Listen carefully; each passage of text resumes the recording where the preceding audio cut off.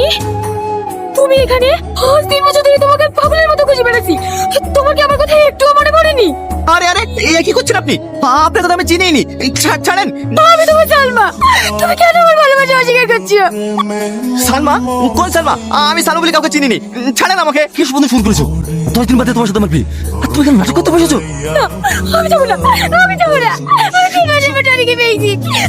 সালমা, সামাদ কি বলছে? কথার উত্তর দাও। আমি ভুল কিছু তো করিনি। ওকে আমি ভালোবাসি, ওকে বিয়ে করতে চাই। বিয়েটাকে হাতের মোয়া ভাবছো নাকি? তুমি যাকে বলবে তার সঙ্গে তোমার বিয়ে দিয়ে দেবো। সামাদ, তোমার আব্বাকে খবর দাও, আমি 1 সপ্তাহের মধ্যে তোমার সঙ্গে বিয়ে দিতে চাই। না আব্বা, আমি আমাকে বিয়ে করতে পারবো না। ও, তুমি সামাদকে বিয়ে না করে ওই ফুচকালাকে বিয়ে করবা? এটা আমার ফাইনাল ডিসিশন। তোমাকে ওই সামাদকে বিয়ে করতে হবে। আজকের পর থেকে ও যেন বাড়ির বাইরে এক পা না বেরোতে পারে। তোমরা সবসময় ওর দিকে নজর রাখবা। আমিও দেখছি ওই ফুচকালার সঙ্গে কিভাবে বিয়ে করতে পারি। এটা কি টনিদের বাড়ি? হ্যাঁ, কিন্তু তোমাকে তো ঠিক চিনতে পারলাম না মা। আমাকে আপনি চিনবেন না, আমি কলকাতা থেকে আসছি। টনি বাড়িতে আছে, একটু ডাকেন না আন্টি। কি ব্যাপার আপনি আমার বাড়িতে চলে এসেছেন? টনি তুমি এইভাবে বলো না, আমার খুব কষ্ট হচ্ছে। আমি তোমাকে ভালোবাসি, তাই আমি সব ছেড়ে দিয়ে আজকে তোমার কাছে চলে এসেছি। আচ্ছা আপনার মাথায় সর্দার কি কাটা? সেদিন আসতে উল্টোপাল্টা কথা বলছিলেন, আজকে আমার বাড়িতে চলে এসেছেন। কি করবো বলো? আমার আব্বা জোর করে অন্য ছেলের সাথে বিয়ে ঠিক করেছে। আমি তোমাকে ছাড়া অন্য কাউকে বিয়ে করবো না। তুমি কি সত্যি আমাকে চিনতে পারছো না টনি? আপনাকে আমি চিনিনি। আপনি কেন বসে চাইছেন না? না না, আমি বাড়ি যাবো না। আমি বাড়ি গেলে আমার আব্বা জোর করে অন্য ছেলের সাথে বিয়ে দিয়ে দেবে। তোমার আবার জোর করে বিয়ে দেবে তো আমরা কি করবো?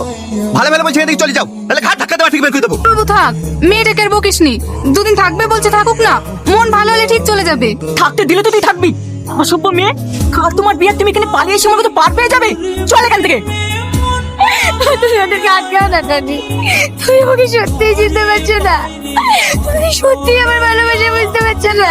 কিন্তু তোমাকে একদিন আমার ভালোবাসার জন্য পৌঁছতে হবে, পৌঁছতেই হবে। টনি, তুই তো বাড়িতে সালমা ছিল, আর উড়াই পাকারা ওভাবে টানতে লিখালো। তুই মেয়েটাকে চিনিস নাকি? চিনবো না মানে? ও তোর প্রেমিকা, তুই ওকে পাগলের মতো ভালোবাসতি। কি আবার বলছি? তুই ওই মেয়েটার মধ্যে পাগল হয়ে গেলে নাকি? তুই ভালো করে মনে করে দেখ, তুই যখন 3 বছর আগে কলকাতায় কাছে গেছিল না, তখন এই সালমার সাথে তোর পরিচয় হয়। ওই ডাকতে হবে না, এর বড় লোক মানুষ। বাড়িতে কেউ আছেন? হ্যাঁ বলুন, কিছু বলছেন? হ্যাঁ, আমার বন্ধু অনেক হাত কেটে গেছে। আমি তো এখানকার হসপিটাল চিনিনি, তাই আপনাদের বাড়িতে এসেছি। আপনাদের বাড়িতে ব্যান্ডেজ আছে? হ্যাঁ আছে, আপনারা একটু বসুন। ব্যান্ডেজ করে দিয়েছি, আর রক্ত বেরোবে না। আপনি খুব ভালো। এই এত বড় লোক ঘরের মেয়ে হয়েও আপনার মনে কোনো অহংকার নাই। আপনিও অনেক ভালো।